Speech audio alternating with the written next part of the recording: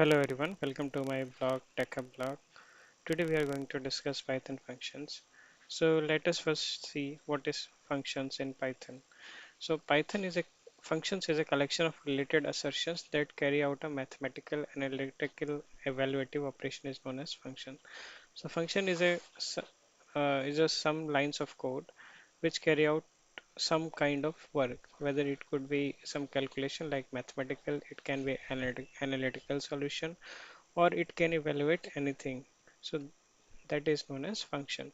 Let us try to understand through some examples what is function and how we define and call the functions. We will see through these examples.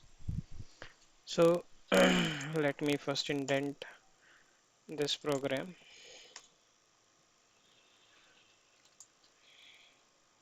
This is outside the def function. So here you can see this is a function. This is a function name. It can be anything. You can give any name to this function. And def is a keyword which defines a function. So first of all, we need to define a function. And these are the arguments n1 and n2. So these are the arguments. Now inside the function, we are printing value of n1 here and we are printing value of n2 here. We are calling the function where we are calling, let's see, first we are printing passing only one argument, function 30. So in this case, we will pass only first argument, that is 30. So 30 will be stored in n1. And in second call of the function, we are passing two arguments. N1 we are passing 50 and to N2 we are passing 30. So let's see what is the output.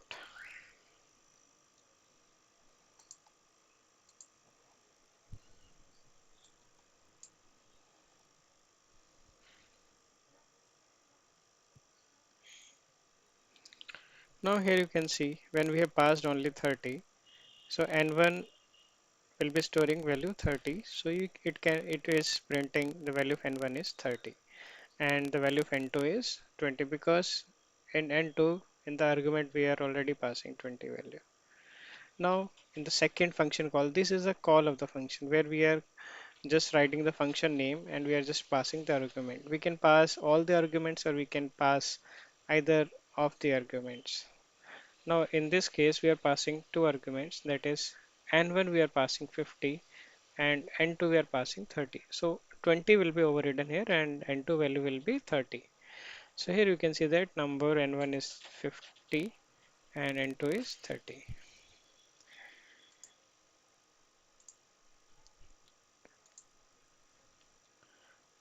Let us try to understand function through some more examples.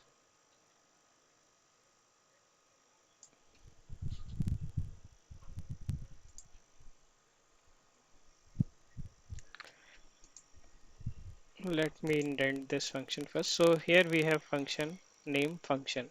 We have the name of the function is function itself. Now in the first call of the function we are passing n1 50 and n2 30, and in the second call we are passing n2 50 and n1 30. So in the same way it should print. Let's run this code. So here you can see when we are using without using keyword means we are not providing value whether it will stored in n1 or n2. In this case, we have not given the keyword. So the first argument will be stored in first n1 and the second will be stored in second argument. When we are using through keyword, so we have given this n2 value equal to 50 first. So that doesn't mean this 50 will go to n1. It will only go to n2 because we are explicitly mentioning that n2 equal to 50. So n2 will store 50 value and n1 will store 30 value. So in the same way you can see it has printed the first function will print n1 15 and n2 30, and thus without using keyword it is printing n1 30 and number 2 is 50.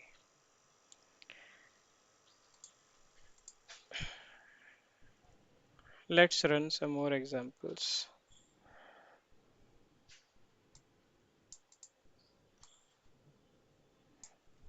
We have used the exception here. We have passed only one argument, but it needs two argument because it is having n1 and n2 two values. So This will give the exception, and exception line print statement will be executed. That means function needs two positional arguments.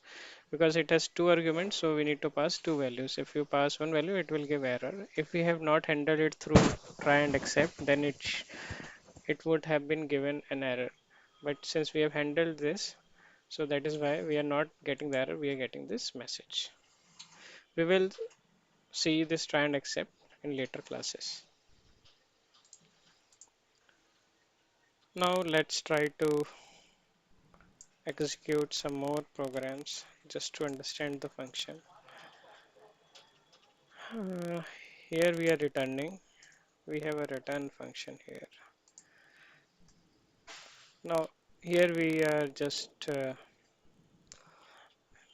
now what is return statement first of all? Now return statement will return the value.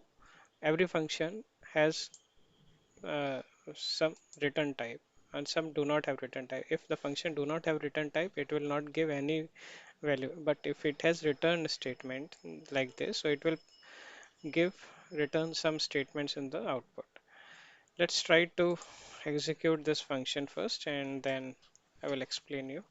So we have defined a function with the name, function name is square. We have one parameter num and we are returning num to the power of 2. Okay. Now we are here printing with the return statement square. We are calling this a square and we are passing 52. So let's see what it will return. And in this one, uh, def square num, we do not have return statement. We just have this calculation num to the power of 2. And now we are printing without return statement. And we are calling this a square function with the argument 52. Now let's try to run.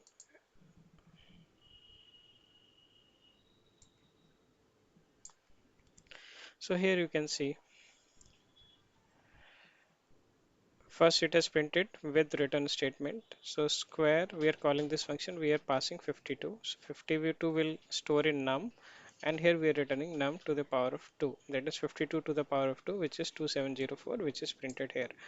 Now in this function we have do not have num. We do not have return statement. So when you call the square function, it will call this function. And from here, it is calling this function. So the latest function, if it has the same name, but the function which is having the, which is just is closer to that call will be called. So from here, this square function will be called. If you call from here, so this square function will be called here. If we can see without return statement, we are calling this a square function and we are giving the value as 52.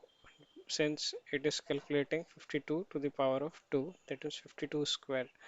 But since it doesn't have any return statement, so it will return just none. Nothing will be returned. Okay, so thank you guys. Thank you for your time. If you have any questions with respect to functions, you can post in the comment section.